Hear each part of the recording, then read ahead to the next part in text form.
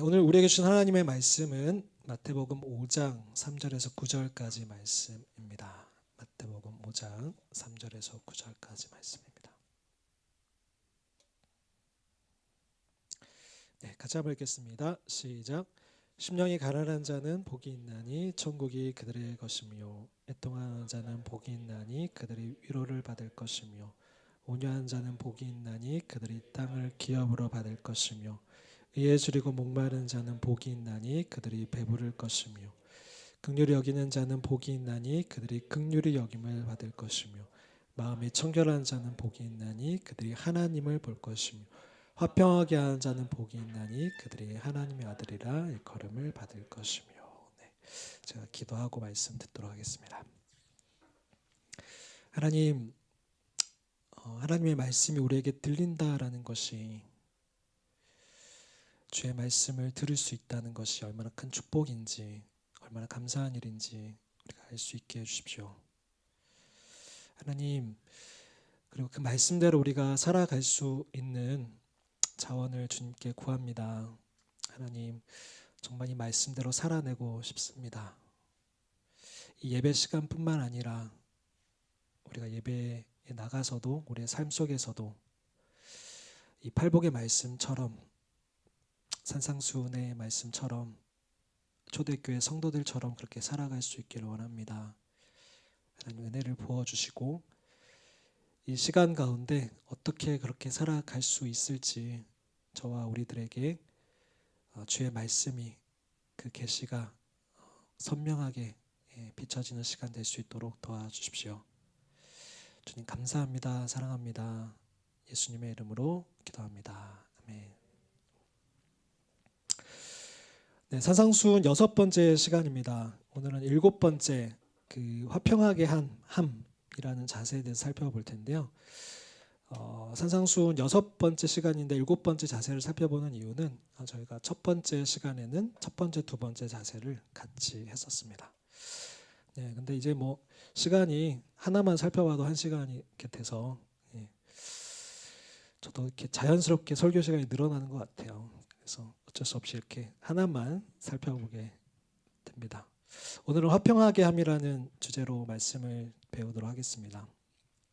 첫 번째, 화평은 뭐냐? 평강. 성경에 보면 평강, 평안, 화목 같은 말을 쓰고 있는데요. 히브리어로는 샬롬이고요. 그리고 신약의 헬라어로는 에이레네라는 말로 쓰이고 있습니다. 비슷한 말입니다. 샬롬, 에이레네. 히브리어, 헬라어인 거죠. 화평은 우리가 흔히 얘기하는 화평은 분쟁이나 갈등이 해소된 평화로운 상태를 얘기합니다. 그런데 성경은 분쟁이나 갈등이 해소된 이 평화로운 상태를 넘어서서 환경에 상관없이, 그러니까 분쟁이 해결되든 해결되지 않든 환경에 상관없이 하나님으로 인해서 완전하고 온전한 상태를 샬롬이라고 합니다. 근데 우리는 교회에 오면서 그러니까 샬롬의 개념, 화평의 개념을 그냥 세상적으로만 생각을 해서 교회에 왔을 때는 우리 안의 삶에, 아니 우리 주변에 어떤 평화로운 상태만이 이루어질 것을 바라지만, 성경은 그것을 넘어서서 우리의 환경과 상관없이 하나님으로 인해서 완전하고 온전한 상태를 우리에게 주시겠다고 약속을 하십니다. 어떤 화평을 우리가 만들어 가야 하는지 좀 구분해 보면요. 먼저는 하나님과 나의 화평입니다. 그리고 하나님과 사람들입니다. 그러니까 수직적인 거죠. 하나님과 나, 하나님과 사람들, 그리고 나와 사람들, 사람과 사람들, 수평적인 이 모든 것들이 화평할 때에 우리는 이것을 성경이 말하는 화평이라고 얘기합니다. 그러니까 세상은 이렇게 수평적인 화평을 주로 얘기하잖아요. 그러니까 나와 사람들, 사람과 사람들. 근데 성경은 수직적인 화평을 더 먼저 이야기합니다. 하나님과 나, 하나님과 사람들. 첫 번째, 먼저 하나님과 나에 대한 성경 구절을 찾아보면 로마서 5장 1절 말씀입니다. 같이 한번 읽어보겠습니다. 시작. 그러므로 우리가 믿음으로 의롭다 하심을 받았으니 우리 주 예수 그리스도로 말미암아 하나님과 화평을 누리자. 예, 누구로 말미암아요? 예수 그리스도로 말미암아 내가 하나님과 화평을 누리게 되었다라는 겁니다. 두 번째, 하나님과 사람들. 이건 뭐 복음 전도 선교에 대한 거죠. 골로새서 1장 20절 말씀입니다. 같이 한번 읽겠습니다. 시작. 그의 십자가의 피로 화평을 이루사 만물 곧 땅에 있는 것들이나 하늘에 있는 것들이 그로 말미암아 자기와 화목하게 되기를 기뻐하심이라. 네. 여기서도 십자가의 피로 화평을 이루사 만물 곧 땅에 있는 것이나 하늘에 있는 모든 창조 세계를 얘기한 겁니다. 이것이 그로 말미암아 예수 그리스도로 말미암아 자기와 화목하게 되기를 기뻐하십니다라고 얘기하고 있습니다. 세 번째, 나와 사람들의 화평을 하나님이 원하시죠. 골로새서 3장 13절에 15절 말씀입니다. 읽겠습니다. 시작. 누가 누구에게 불만이 있거든 서로 용납하여 피차 용서하되 주께서 너희를 용서하신 것 같이 너희도 그리하고 이 모든 것 위에 사랑을 더하라. 이는 온전하게 매는 띠니라. 그리스도의 평강이 너희 마음을 주장하게 하라. 네. 누가 누구에게 불만이 있거든 서로 용납하여 피차 용서하되. 그러니까 화평은 상호적인 거죠. 누가 누구 일방적인 게 아니라 상호적인 겁니다. 주께서 너희를 용서하신 것 같이 너희도 그렇게 하고 이 모든 것 위에 사랑을 더하라. 그리고 이는 온전하게 매는 띠니라 라고 말씀하고 있습니다. 그리스도의 평강이 너희 마음을 주장하게 하라. 네. 4번, 사람과 사람의 화평을 성경에서 찾아보면요. 고린도후서 5장 18절 말씀입니다. 시작. 모든 것이 하나님께로서 났으며 그가 그리스도로 말미암아 우리를 자기와 화목하게 하시고 또 우리에게 화목하게 하는 직분을 주셨으니. 네. 우리가 이제는 하나님과 화목하게 되었을 때 우리가 이제는 사람과 사람들의 분열과 분쟁과 전쟁 가운데 있는 사람들에게 평화를 가져다 주는 화목케 하게 하는 직분. 또한 하나님과 사람들이 분열되고 관계가 깨어진 그 상태에서 복음을 전해서 하나님과 사람들의 관계를 화목하게 하는 그 역할을 하나님이 우리에게 맡겨주셨다라는 것입니다. 다시 한번 읽겠습니다. 시작. 모든 것이 하나님께로서 났으며 그가 그리스도로 말미암아 우리를 자기와 화목하게 하시고 또 우리에게 화목하게 하는 직분을 주셨으니. 네. 여기서 잘 보면요. 우리를 자기와 화목하게 하시고 이게 아까 말한 나와 하나님과의 그 화목이잖아요. 그 1번. 근데 이게 되어야지 우리가 2번과 4번 화목하게 하는 직분을 감당할 수 있는 겁니다. 그러니까 내가 하나님과 화목하게 되어야지 2번이 뭐였죠? 하나님과 사람의 관계였잖아요. 수직적으로. 그 역할도 전도하고 선교하는 것도 내가 하나님과의 관계가 바로 서 있을 때 그 역할을 감당할 수 있는 거죠. 또 3번이 뭐였죠? 나와 사람. 그것도 사실은 내가 하나님과의 관계가 바로 될 때 이게 비로소 가능한 거죠. 그리고 사람과 사람과의 관계. 지금 한국 사회가 많이 분열되어 있는데 이것도 비로소 우리가 하나님과의 나와의 관계가 바로 될 때 비로소 사람과 사람의 화평을 이루는 화평을 만들어가는 그 역할을 우리가 감당할 수 있다라는 겁니다. 그러니까 참 화평은 참 에이레네 참 샬롬은 하나님과의 화목함에서 시작되는 겁니다. 그리고 결국 그 하나님과의 화목함이 하나님과 사람들, 나와 사람들, 사람과 사람들의 화평으로 이어지게 되어 있습니다. 큰 두 번째, 화평하게 하는 것은 하나님께서 하시는 일입니다. 세상이 말하는 평화는 단순히 전쟁이 없거나 갈등이 없는 상태라고 그랬죠. 그러니까 고대 로마가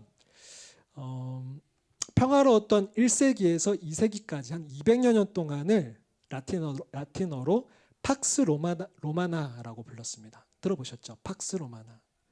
로마 제국은 아우구스투스 이후에 약 200년 동안 로마의 평화로 불리는 이 평화와 번영의 시대를 맞이했고 이 시대를 팍스 로마나라고 불렀습니다. 그러나 이것은 힘과 전쟁으로 만든 평화였습니다. 그러니까 로마의 힘에 눌려서 분쟁이 없는 것처럼 보였던 거죠. 그런데 이 로마의 힘이 약해지니까 자연스럽게 이 평화가 깨어졌습니다. 그러면 우리는 여기서 화평이 뭐냐는 어떤 질문이 생기게 되는 거죠. 화평이라는 것이 정말 그저 덮어두는 눈에 보이지 않는 전쟁이 없는 것만이 화평인가? 라는 질문이 생기는 겁니다. 그리고 로마를 이렇게 힘으로 눌렀던, 그래서 화평하게 만들었던 로마를 우리는 성경에 말하는 화평하게 하는 자라고 할 수 있겠는가라는 겁니다. 그럴 수 있을까요? 지금 미국은 러시아나 우크라이나 전쟁을 이렇게 종식시키려고 하는데, 그러면 미국은 화평케 하는 자라고 볼 수 있는 건가? 각자 의견은 다 다르시겠지만, 근데 성경이 말하는 화평은 이같이 단순히 겉으로만 문제가 없어 보이는 외적인 평화가 아니라는 겁니다. 그러니까 하나님과의 바른 관계에서 오는 내적인 평화와 조화로운 상태를 의미합니다. 그리고 일방적인 힘이 아니라 양방향의, 그리고 이타적인 사랑에서 비롯되는 것이 화평이라고 얘기하고 있습니다. 그리고 성경은 이러한 평화 샬롬은 다시 한번 얘기하면 하나님과의 바른 관계 안에서만 가능하다라고 얘기하고 있습니다. 화평은 하나님께서 하시는 일입니다. 우리 하나님은 참 화평을 만들어 가시는 분이십니다. 먼저 성부 하나님을 살펴보면요, 우리 하나님께서는 화목하게 하시는 분이다라고 성경은 얘기하고 있습니다. 사사기 6장 24절, 기드온이 여호와의 사자를 만나는 장면인데요, 여호와 샬롬이라는 말이 나옵니다. 그러니까 하나님은 화평이시다, 이런 얘기인데요. 같이 한번 읽어보겠습니다. 시작. 기드온이 여호와를 위하여 거기서 제단을 쌓고 그것을 여호와 샬롬이라고 하였더라. 이게 미디안이라는 거대한 힘이 이 이스라엘을 이렇게 억누르고 있을 때 하나님의 천사가 와서 기드온에게 얘기하는 겁니다. 화평해라, 걱정하지 마라.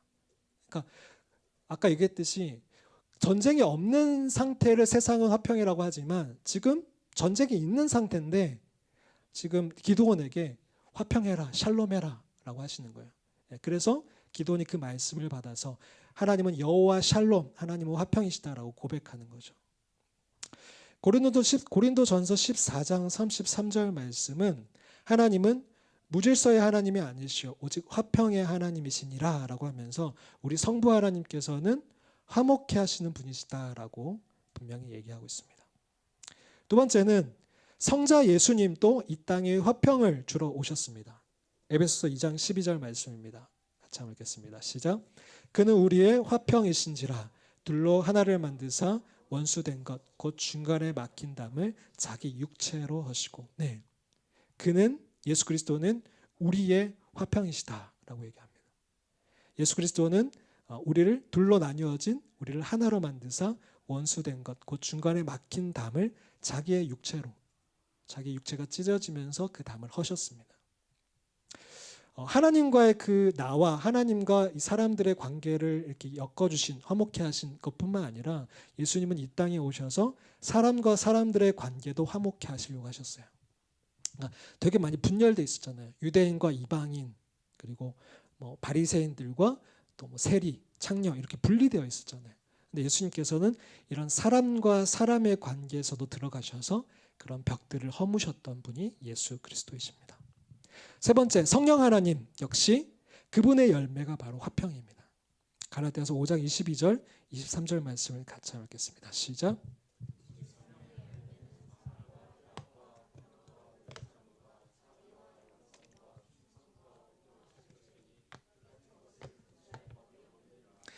우리가 성령으로 충만해지면 자연스럽게 우리에게 맺히는 열매가 바로 사랑, 희락, 화평, 오래 참음, 자비, 양성, 충성, 온유, 절제다.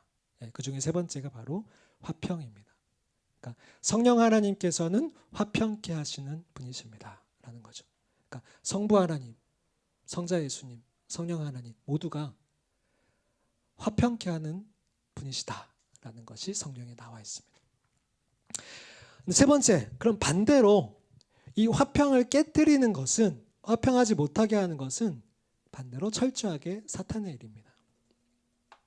화평하게 하는 것은 성삼위 하나님의 일이고 이것을 분열케 하는 것은 분명히 사탄의 일입니다. 우리가 화평하지 못하는 것은 곧 사탄의 일, 육체의 일이라고 사도 바울은 얘기하고 있습니다. 갈라디아서 5장 19절에서 21절 말씀 같이 읽겠습니다. 시작.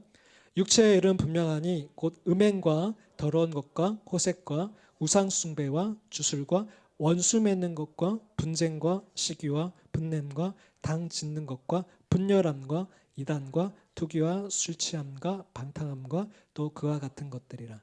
전에 너희에게 경계한 것 같이 경계하노니 이런 일을 하는 자들은 하나님의 나라를 유업으로 받지 못할 것이오.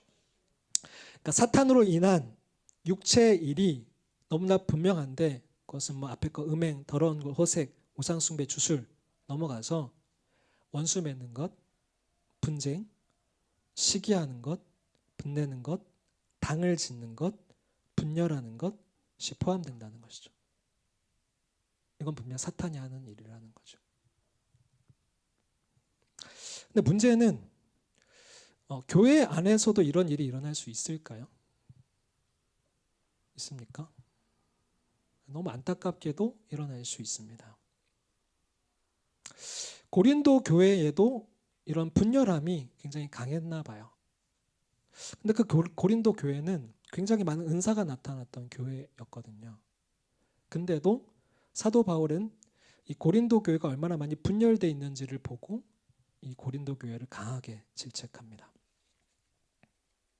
고린도전서 3장 1절 3절 말씀을 제가 한번 읽어드리겠습니다. 형제들아, 내가 신령한 자들을 대함과 같이 너에게 말할 수 없어서, 그러니까 은사가 많이 나타나고 있는 교회였음에도 사도 바울은 이들을 영적인 존재, 영적인 일을 하는 자들이라고 말하지 않고 육신에 속한 자, 곧 그리스도 안에서 어린아이들을 대함과 같다라고 단호하게 얘기합니다. 내가 너희를 저주로 먹이고 밥으로 아니하였노니 이는 너희가 감당하지 못하였음이거니와 지금도 못하리라. 너희는 아직도 육신에 속한 자로다. 예, 아까 전 육신의 일이 곧 분열, 당짓는 것, 시기라고 했잖아요. 너희 가운데 시기와 분쟁이 있으니 어찌 육신에 속하여 사람을 따라 행함이 아니리요 라고 고린도 교회를 질책하고 있습니다. 제가 벌써 한 10년 전이네요. 10년 전에 청년 사역을 하다가 잠깐 멈추고, 그러니까 타이반 주님의 부르심 반 이렇게 해서 이렇게 하와이에 있는 DTS를 받으러 갔었어요. 이제 거기에는 제가 아까 전에 그 저희 두드림 투게더처럼 정말 하나님을 사랑해서, 저희 두드림 투게더는 이렇게 후원을 해주거든요. 근데 예수전도단은 전부가 이제 자비랑입니다. 그래서 청년들이 돈을 정말 열심히 모아서 그 전도여행까지 하려면 한 2천만 원은 들거든요. 그 돈을 모아가지고 저희도 전세금 빼고 갔어요. 아기가 1살이었는데 아내랑 제가 전세금을 빼서 갔어요. 그러니까 자비랑으로 다 모여서 직장도 그만두고 학교도 멈추고 사역도 멈추고 주님 사랑해서 주님도 알고 싶어서 모인 사람들이었어요. 저희 클래스만 해도 한 70명이 됐어요. 한국 사람, 외국 사람도 있었고 한국 사람들이 대부분이었는데 70명이 모여서 이렇게 강의를 듣고 한 3개월 동안 예배드리고 강의 듣고 이렇게 주님 찾아요. 근데 그때 반복해서 매일매일 얘기했던 게 뭐냐면 우리는 하나입니다. 우리는 싸우면 안 됩니다. 그 얘기를 계속 하시는 거예요. 3개월 동안 저희가 70명이 5개국으로 이렇게 팀을 나눠서 각각 3개월 뒤에 전도여행을 떠나왔습니다. 그러면서 계속 했던 얘기가 우리는 하나입니다. 우리는 하나님 안에서 하나입니다. 가족입니다. 싸우면 안 됩니다. 전도여행을 떠났습니다. 저는 이제 중국으로 전도여행을 갔거든요. 17명이 갔어요. 저희는 이제 1살 애를 데리고 갔고, 저희 아이와 같은 또래 이제 애가 2명 있는 가정이 있었고, 뉴질랜드 싱글 여자분이 한 분 있었고, 한국 싱글 여자분 한 2분 정도가 있었고, 중국 여자 싱글이 한 분 있었고, 나이가 70이 넘은 할아버지 같은 한 분, 그 목사님 한 분 계셨고, 60대 부부가 한 분 계셨고, 하여튼 이렇게 짝을 이렇게 17명이 팀을 이뤄서 갔어요. 저희가 매일 했던 얘기가 3개월 동안 다짐했던데 우리 싸우지 맙시다. 분열하지 맙시다.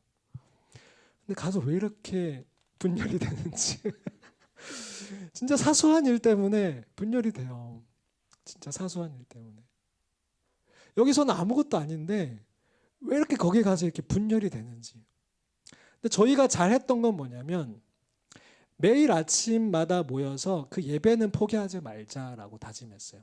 아무리 전날까지 우리가 이렇게 싸우더라도 말다툼이 있더라도 다음날 나 기분 나빠서 예배 안 드려 이러진 말자. 모이자. 모여서 하나님 찾자. 예. 그것만은 지키자라고 했어요. 그렇게 우리가 3개월 전도여행을 다녔어요. 요렇게도 싸우고 저렇게도 싸우고 이렇게 많이 싸웠어요. 근데 결국 그 화평함을 지켰어요. 결국은. 근데 제가 아까 전에 몇 개국으로 흩어졌다 그랬습니까? 5개국으로 흩어졌어요. 5개국이 다 돌아왔어요. 다시 하와이로. 몇 개 팀이 싸웠을까요? 5개 팀 중에 4팀이 싸우고 돌아왔어요. 저희 빼고. 여전히 와서도 진짜 저긴 상종을 못하겠어. 그런 팀이 4팀이나 됐어. 이게 너무 무섭더라고요. 진짜 하나님 사랑해서 모인 거잖아요. 하나님 알고 싶고 더 배우고자. 그 예수전도단의 가치도 첫 번째가 하나님 아는 거고 두 번째가 하나님 사랑하는 거거든요. 그런 가치로 모인 청년들과 사람들이 거기서 분쟁이 일어나는 거예요. 이게 무서운 거예요. 4번째, 하나님과의 관계가 무너지면 사람과의 관계도 무너집니다. 하나님과의 관계가 무너지면 이 분열시키는 사탄이 사람들과의 관계를 무너지게 합니다. 또한 하나님과의 관계를 무너뜨리기 위해서라도 사탄은 사람들의 관계를 무너지도록 합니다. 다시 한번 할게요. 하나님과의 관계가 무너지면 이 분열시키는 사탄이 사람들과의 관계를 무너지게 합니다. 또한 하나님과의 관계를 무너뜨리기 위해서 사탄은 사람들과의 관계를 무너지도록 합니다. 창세기 3장에 보면 이 부분이 잘 나와 있는데요. 사탄이 하와를 유혹합니다. 뭐 때문에 유혹합니까? 하나님과 이 사람의 관계를 무너뜨리기 위해서 유혹을 합니다. 그 시작이 이 유혹의 장면을 여러분 잘 보시면 사탄이 우리를 하나님과의 관계를 깨트리는 어떤 잘 쓰는 방법을 보실 수가 있어요. 창세기 3장 1절 말씀을 같이 한번 읽겠습니다. 시작. 그런데 뱀은 여호와 하나님이 지으신 들짐승 중에 가장 간교하니라.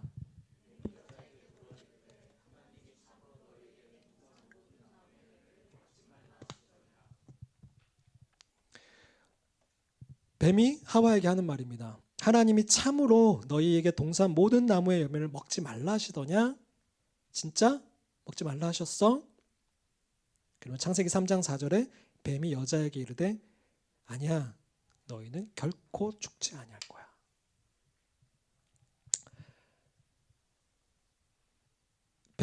뱀이 하와에게 의심케 하는 거죠.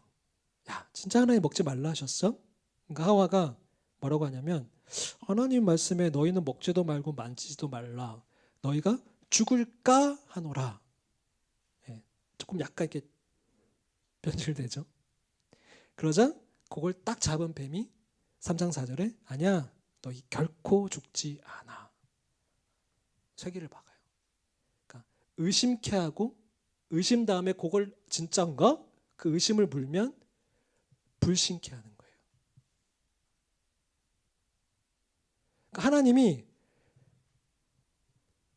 2장에 보면 선악을 알게 하는 나무의 열매를 먹지 말라라고 분명히 얘기하시면서 네가 먹는 날에는 반드시 죽으리라, 정령 죽으리라고 분명히 말씀을 하셨거든요. 들었어요. 근데 사탄이 와서 살짝 의심케 하고 꼬는 거죠. 진짜 먹지 말라 하시더냐? 그러자 하와가 그걸 딱 잡고 진짜 먹지 말라고 하셨나? 죽을까 하노라? 이렇게 하니까 뱀이 그거 의심을 딱 잡고 불신의 자리로 끌고 갔어요. 그리고 사탄은 그 불신케 한 하와를 결국 선악과를 따먹게 행동하게 만들었습니다.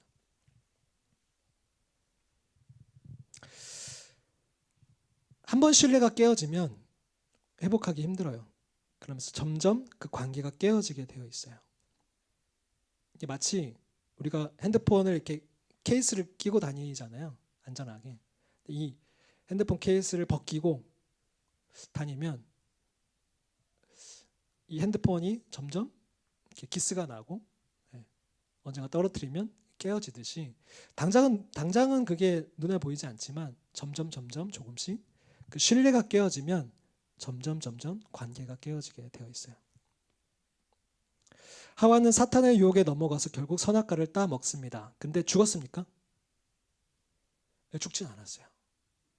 눈에 보이는 죽음은 없었어요.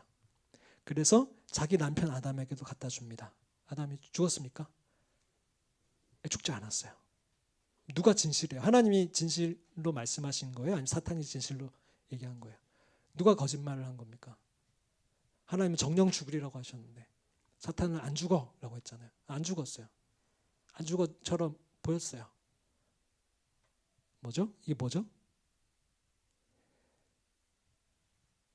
관계가 무너져 내린 거예요. 하나님과 사람의 그 바른 관계가 끊어져 버렸어요. 이게 죽음입니다. 그러니까 하나님이 맞았던 거예요. 무너진 관계가 죽음이에요. 그러니까 하나님이 이걸 얘기하신 거예요.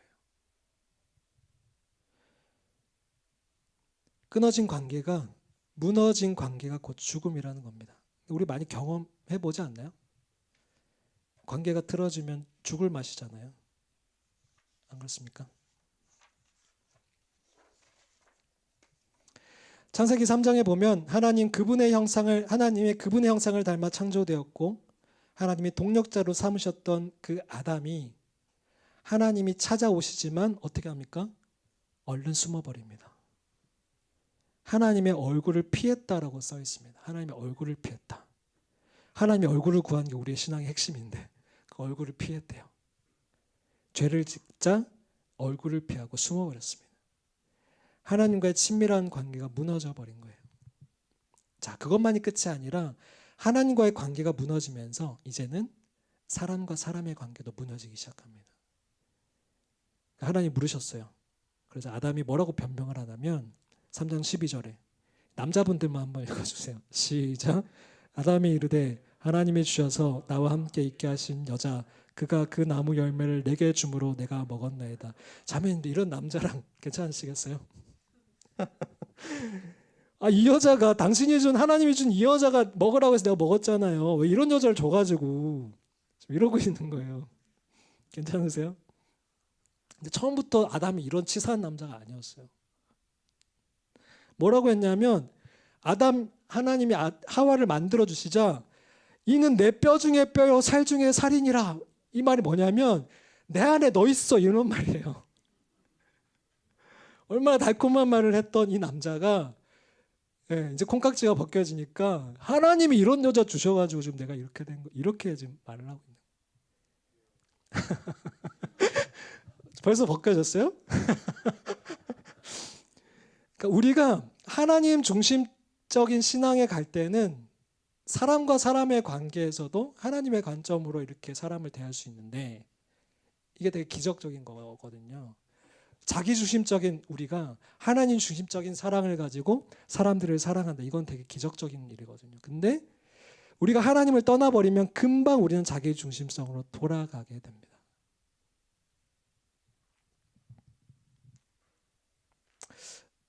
제가 결혼 주례를 좀 해봤는데 결혼 주례를 할 때마다 항상 그 신랑 신부에게 얘기하는 게 지금은 괜찮다. 지금은 괜찮은데 그 상대방을 위하는 마음이 금방 이제 자기 중심적으로 돌아갈 때가 올 거다. 근데 그거는 내 힘으로 할 수 있는 게 아니다. 하나님을 찾을 때만 비로소 그 하나님 사랑으로 상대방을 위할 수 있다. 그러면서 제가 하는 얘기가 예전에 제가 어렸을 때 이런 얘기를 들었어요. 그러니까 어떤 사람이 지옥과 천국을 갔어요. 근데 지옥을 갔는데 음식들이 막 엄청나게 막 맛있는 음식들이 막 이렇게 깔려 있더래요. 지옥인데. 근데 그 지옥에 있는 사람들이 아무도 그 음식을 못 먹고 막 아웅다웅 하더래요. 근데 뭐 때문에 그러나 봤더니 그 옆에 젓가락이 이렇게 기다란 젓가락이 놓여 있더래요. 있는데 규칙이 이 기다란 젓가락으로만 먹을 수 있는 거예요. 이 음식을. 근데 이 기다란 젓가락으로 자기 입에 넣어서 먹으려니까 계속 이게 떨어지고 못 먹는 거예요. 예, 그러면서 아웅다웅 음식이 있는데도 아비규환을 이루고 아웅다웅 하면서 살더래요. 옆에 천국을 갔어요. 똑같이 음식이 많이 있고 똑같은 규칙으로 이 기다란 젓가락으로 먹도록 똑같은 규칙을 줬더래요. 근데 그 천국에 있는 사람들은 너무나 풍성하게 맛있게 먹고 서로 행복하게 있더래요. 왜 그런가 봤더니 기다란 젓가락으로 어떻게 했을까요? 들어보셨죠? 저만 들어봤나요? 부산에만 했던 얘기인가? 이 기다란 젓가락으로 서로를 먹여주더래요. 그러니까 이게 지어낸 얘기죠. 성경에는 이런 얘기 없어요. 이런 얘기 없습니다. 근데 천국과 지옥의 어떤 특성을 너무나 잘 보여준다 생각해요. 그러니까 천국은 서로를 위하는 나라입니다. 하나님은 우리를 위하시고 우리는 하나님을 위하고 사람과 사람이들이 서로를 위하는 나라죠. 근데 지옥은 하나님이 없죠. 그리고 자기는 자기만을 위해달라 하죠. 나. 자기 중심성. 그게 지옥이에요. 가족도 마찬가지예요. 부부 관계에서 서로를 위하는 관계가 아니라 나. 누구 집에는 칠첩반상을 아침밥으로 차려준다던데 어떤 남편은 어떤 접사님은 월급을 얼마나 갖다 준다던데 나. 이게 지옥 같은 가정인 거죠. 어디나 마찬가지입니다.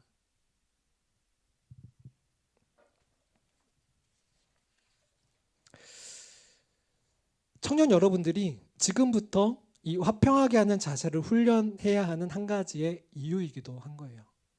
여러분들 가정을 이루셔야 되잖아요. 근데 많은 가정이 깨어지고 있어요. 자, 청년 사역을 하면서 깨어진 가정의 체감률이 점점 올라가는 것을 느껴요. 10몇 년 전에는 4분의 1 정도였어요.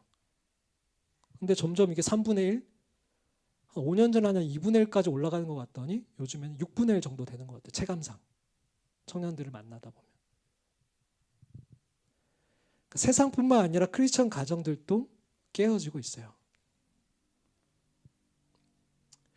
아담과 하와가 하나님과의 관계가 무너지고 그 자녀인 가인이 아벨을 미워하고 해하게 되지요. 그러니까 자녀에게도 이 관계가 영향을 끼치게 되어 있습니다. 하나님과의 관계가 무너지면 사람과의 관계에 영향을 미치고 사람과의 관계가 무너지면 하나님과의 관계에 영향을 끼치게 됩니다. 그래서 사탄은 관계의 문제를 집요하게 물고 늘어지는 겁니다. 교회 안에서도. 너무나 효율적으로 하나님과의 관계를 깨트릴 수 있거든요. 너무나 효율적으로 하나님 나라의 동력자로 살 수 없게 만듭니다. 너무나 효율적으로. 그때 전도여행 갔을 때 그렇게 다툼이 일어날 때 저희 안에서 수도 없이 돌아갈까? 집에 갈까? 이런 말들이 나왔어요. 저도 그랬고요. 직장이든 교회든 우리가 싸우다 보면 그만두고 싶어요. 관도 마라. 하지 마. 하나님 나라. 됐어. 다음에. 그렇게 돼요. 너무나 효율적으로 하나님의 관계를 무너뜨리고 하나님 나라의 동력자로 살 수 없게 만듭니다. 네 번째, 화목하게 하는 일은 그리스도인 모두에게 주어진 직분입니다. 고린도후서 5장 17절 19절 말씀을 보면 모든 것이 하나님께로서 났으며 그가 그리스도로 말미암아 우리를 자기와 화목하게 하시고 이게 아까 1번이었죠. 나와 하나님과의 관계가 화목하게 됐죠. 그러면서 우리에게 어떤 직분을 주셨냐면 예수 그리스도께서 우리에게 어떤 직분이요? 다음. 네. 어떤 직분이요? 화목케 하는 직분을 우리 모두에게 주신 겁니다. 그러니까 하나님과 나와의 관계를 화목하게 하신 예수 그리스도께서 그렇게 만든 모든 인간들에게 주신 직분이 뭐냐면 바로 화목하게 하는 직분입니다. 네, 이거는 누구에게만 주신 게 아니라 모두에게 주신 거예요. 그리스도인들 모두에게. 우리가 하나님과 화평하지 못한 자들에게 하나님을 알려서 하나님과 화평한 관계를 가지도록 해야 하는 직분을 받은 거고요. 그리고 사람과 사람이 화평하지 못한 자들에게 그 하나님의 사람으로 화평한 관계를 가지도록 하는 직분을 우리가 받은 겁니다. 5번째, 화목하게 하는 자들의 복은 하나님의 아들이라 일컬음을 받게 되는 것입니다. 오늘 마태복음 5장 9절 말씀 읽었는데요. 같이 한번 다시 읽겠습니다. 시작. 화평하게 하는 자는 복이 있나니 그들이 하나님의 아들이라 일컬음을 받을 것입니다. 우리는 화평하게 하러 오신 예수님을 통해서 하나님과의 화평한 관계를 회복하게 되었습니다. 그래서 우리의 신분은 뭐죠? 하나님의 자녀죠. 하나님의 아들이죠. 네. 근데 거기서 그치면 안 되는 거예요. 하나님 우리를 하나님의 자녀라고 하셨는데 이제 세상이 이제 우리를 하나님의 아들, 자녀로 일컬어야 되는 거예요. 근데 그게 어떻게 하면 가능하다고요? 우리가 하나님과 사람들을, 사람과 사람들을, 나와 사람들을 화목하게 하는 그 직분을 감당할 때 세상은 우리를 향해서 그래 맞아. 너네 진짜 하나님의 자녀야. 하나님의 아들이야 라고 일컫는 거예요.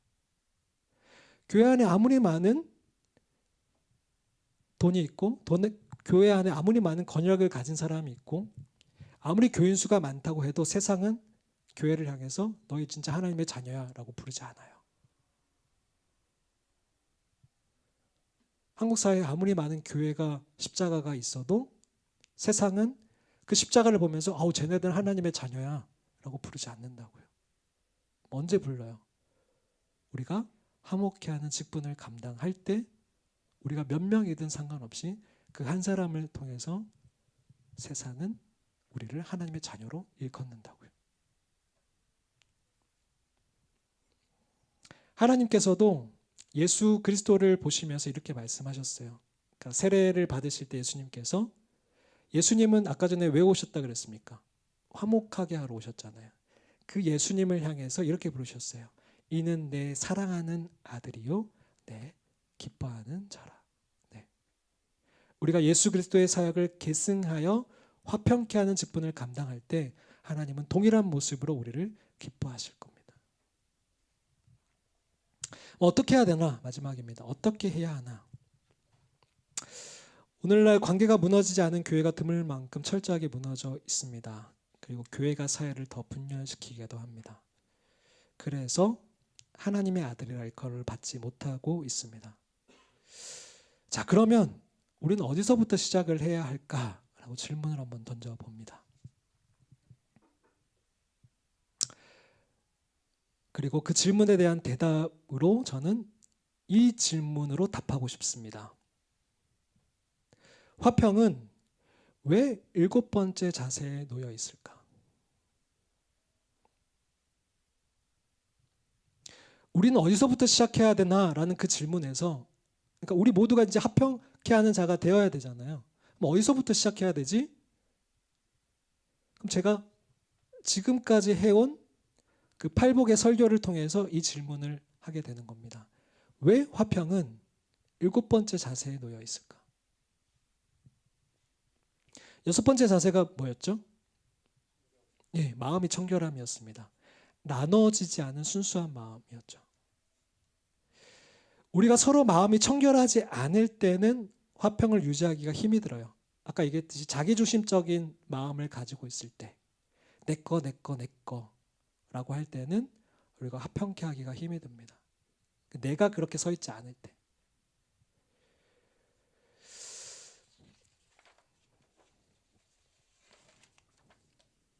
우리의 마음이 청결할 때 비로소 화평하게 할 수 있습니다. 그러니까 그러니까 나눠주지 않은 마음, 순수한 마음, 이익을 재지 않는 마음, 서로를 위하는 마음이 우리에게 있을 때, 나에게 있을 때 우리 공동체는 화평케 되는 거죠. 그리고 다섯 번째 자세는 뭐였죠? 다섯 번째 뭐였죠? 민혁 간사님 뭐였어요? 극률이 극률함이었습니다. 극률함. 이 극률함이 먼저 되어야 되는 거죠. 상대방에 대한 극률함이 바탕이 될 때 우리는 화평함을 이룰 수가 있어요. 네 번째 자세는 뭐였습니까? 그냥 제가 미리 빨리 하겠습니다. 의에 줄이고 목마름이었죠. 의는 예수 그리스도에 대한 그분이 의이시고 그분의 의가 우리에게 채워질 때 우리는 사회적 의에도 목마르게 된다라고 했죠. 네, 그랬습니다. 이 의가 먼저 되어야지 우리는 화평케 할 수 있는 겁니다. 의가 없는 화평이 진짜 화평입니까? 조폭들도 화평할 수 있어요. 아까 전에 로마도 힘으로 눌러서 화평케 할 수 있다고 그랬잖아요. 근데 성경은 진정한 의와 사랑이 균형을 이룰 때 진짜 화평이라고 얘기를 하거든요. 의가 없는 화평은 화평이 아니라고 얘기하거든요. 우리가 참된 의가 되시는 예수 그리스도에 대해서 줄이고 목마를 때 자연스럽게 의를 추구하게 됩니다. 이때 비로소 정의와 공의가 뒷받침하는 화평이 가능해집니다. 그리고 세 번째 자세가 뭐였죠?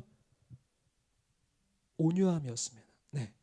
근데 이 의가 있어도 내가 바라보는 그 의가 아니라 하나님이 주시는 그 의를 가지고 또 내가 원하는 방법대로 그 의를 펼치는 것이 아니라 하나님이 원하시는 그 의를 가지고 하나님이 원하시는 온유함을 가지고 그 의를 펼칠 때에 우리는 진정한 화평을 누릴 수 있는 거예요. 지금 싸우는 모습이 다 자기의 의가 있잖아요. 그리고 그 방법들이 있잖아요. 하나님의 의를 가지고 하나님의 주시는 그 온유함을 가지고 우리가 서로를 화평하게 할 수 있다는 겁니다. 그리고 마지막으로 첫 번째, 두 번째 자세는 뭐였죠? 심령이 가난함, 애통의 함입니다. 이렇게 하려다 보면 우리에게 자원이 있습니까? 없죠. 없어요. 목사인 저에게도 없습니다. 가난해지죠. 애통해지죠. 주님께 구할 수밖에 없는 거죠. 주님, 어떻게 해야 됩니까?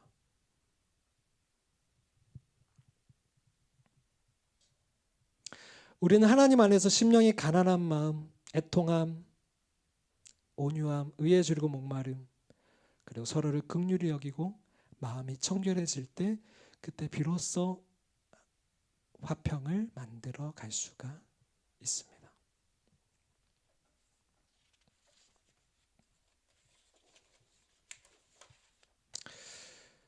덧붙여서 조금 더 어떻게 하면은 우리가 화평하게 하는 자가 될 수 있을까 덧붙여서 교회 공동체로 가십시오. 교회에서 관계 훈련을 하십시오. 제가 최근에 만난 어떤 기독교 신문 기자분이 제가 어느 교회 다니세요? 라고 물었어요. 교회를 안 다니신대요. 제가 너무 충격을 받았어요. 교회를 안 다니실 수도 있어요? 기독교 신문 기자신데. 저 집에서 예배 잘 드리고 있습니다. 하나님과 친밀한 관계를 잘 유지하고 있으더라고요. 근데 우리의 신앙은 함께 하는 거예요. 불가피할 경우에는 어쩔 수 없었지만 우리의 신앙은 함께 할 때 비로소 완전해질 수 있어요. 교회로 가셔야 됩니다. 공동체를 이루십시오. 그 안에서 힘들지만 관계 훈련을 하셔야 합니다. 두 번째는 의와 사랑의 균형을 이룰 때 우리는 참된 평화를 누릴 수가 있습니다. 그러니까 우리가 오해하는 것이 좋은 게 좋은 거야라고 그냥 덮어가는 것, 그거는 진정한 평화일 수는 없어요. 그냥 덮어두는 겁니다. 암묵적으로 덮어두는 거죠. 근데 그거는 어느 순간 되면 드러나게 되어 있어요. 의와 사랑의 균형을 이루는 평화여야 합니다. 세 번째는 깨트릴 바에는 내어 주어야 합니다. 이거는 솔로몬의 재판을 보면 두 엄마가 등장하잖아요. 두 엄마가 다 내 거야, 내 아들이야 라고 하지만 솔로몬이 그 아들을 반으로 갈라라고 했을 때 한 엄마가 그 아들을 내어주죠. 왜 내어줍니까? 진짜 이 아이를 사랑하기 때문에 깨트릴 바에는 내어주는 거예요. 그러니까 아까 그 의를 가지고 우리가 정말 옳은 것이 뭐냐, 교회는 그 의를 찾아가야 됩니다. 때로는 정당하게 논쟁할 수도 있죠. 근데 그게 교회를 깨트리게 만들 지경까지 가게 될 때는 내어주어야 합니다. 교회를 정말 사랑해서 그 싸움을 하는 거라면, 사랑해서 그것을 찾아가는 거라면 내어주어야 합니다. 그리고 네 번째, 공정한 재판관이신 하나님을 신뢰하십시오. 네, 억울하더라도 내어주더라도 공정한 재판관, 그 재판에 흠이 없으신 하나님께서 다 보고 계셨습니다. 그걸 신뢰하는 겁니다. 다섯 번째, 질서 안에 있어야지 진정한 화평을 누릴 수 있습니다. 부모님과의 관계에서도 그 권위주의에 순복하라는 게 아니라 하나님이 주신 그 권위 아래 순복하라는 겁니다. 하나님이 주신 그 권위를 순복하라는 거지 그 권위주의 안에 있으라는 것이 아닙니다. 그 다음 하나님과 화목하는 것이 제일 중요하겠죠. 그러니까 아까 전에 평화는, 진짜 화평은 하나님과의 화목함에서 비롯된다라고 했잖아요. 그러니까 우리가 뭔가가 관계가 깨어지는 것 같다. 사실 예방하는 게 먼저죠. 지금 산불도 보면 예방하는 게 먼저지 이미 타고 나서 빨리 끈다고 해도 그 잔해가 남잖아요. 손해가 입잖아요. 그러니까 불화가 일어나지 않게 예방하는 게 제일 중요합니다. 근데 불화가 일어나는 것 같으면 하나님께 앞에 가서 구해야죠. 하나님 얼굴을. 그리고 의지적으로 상대방을 용서하고 축복해야 합니다. 빨리 꺼야 되죠. 그 불을. 두면 안 되죠.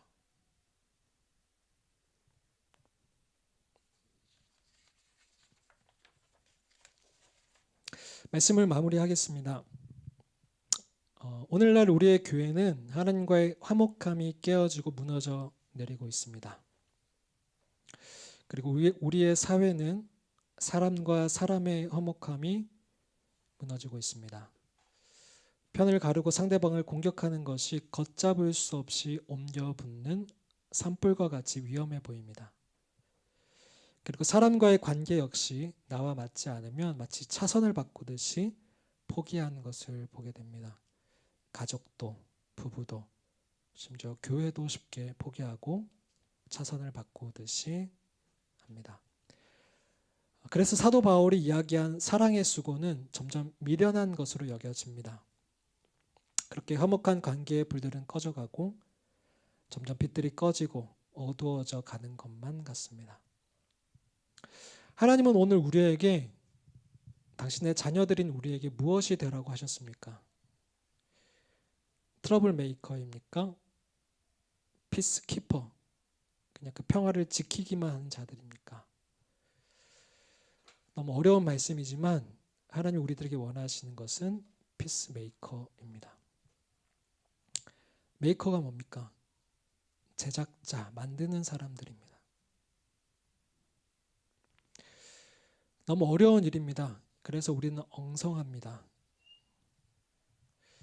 그저께 제 딸이 딸기 쉐이크를 만들고 있는데 너무 엉성했습니다. 그래도 해보라고 했습니다. 이제 5학년인 하을이는 어느 정도 믿고 맡깁니다. 그러니까 스스로 만드는 것에 자신감이 붙었어요. 근데 처음부터 그랬을까요? 3살, 4살 어릴 때부터 계속 불러서 이 딸기 쉐이크를 만들었던 보람이 있는 거죠. 연습을 해야 합니다. 엉성해도 해봐야 합니다. 처음부터 누가 잘 만듭니까? 근데 문제는 안 하려고 할 때입니다. 아버지가 같이 하자는데 망칠까봐, 혼날까봐 귀찮아서 안 하는 것이 문제입니다. 그리고 하다가 포기하는 것이 문제입니다. 사랑의 수고와 소망의 인내를 하지 않고 포기하는 것입니다. 오늘 말씀대로 우리가 피스메이커 만들어 가기를 바랍니다. 마음을 청결하게, 그리고 자기 중심성에서 벗어나 서로를 위하고 하나님 나라를 위해서 만들어 가기로 결단합시다. 그리고 우리에게 이 직분을 맡기신 그분을 의지하며 간구합시다. 하나님, 저에게는 선한 것이 없습니다. 저에게는 사랑이 없습니다. 저 사람을 용서할 수 있는 마음을 주세요. 화평할 수 있는 용기를 주세요. 저에게 부탁하신 그 직분, 화목하게 하는 그 직분을 감당하고 싶습니다. 라고 오늘 밤 이렇게 기도하기를 바랍니다. 화평하게 하는 자는 복이 있나니 그들이 하나님의 아들이라 일컬음을 받을 것이며. 기도하겠습니다. 하나님 감사드립니다. 하나님과 우리의 관계를 화목케 하시고 또 우리들에게 화평케 하는 직분을 주셔서 감사드립니다. 어렵습니다, 주님. 그리고 엉성합니다. 그래도 주님, 해볼 수 있게 해주십시오. 피하지 않게 해주십시오. 도망가지 않게 해주십시오.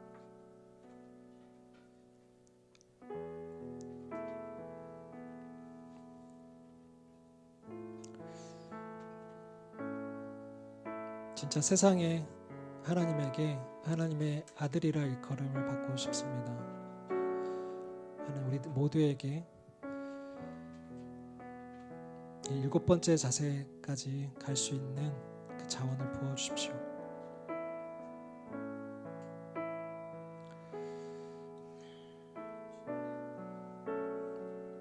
나와 하나님뿐만 아니라 하나님과 사람들, 하나님과 청년들, 하나님과 다음 세대들을 화목케 하는 우리가 될 수 있게 해주십시오.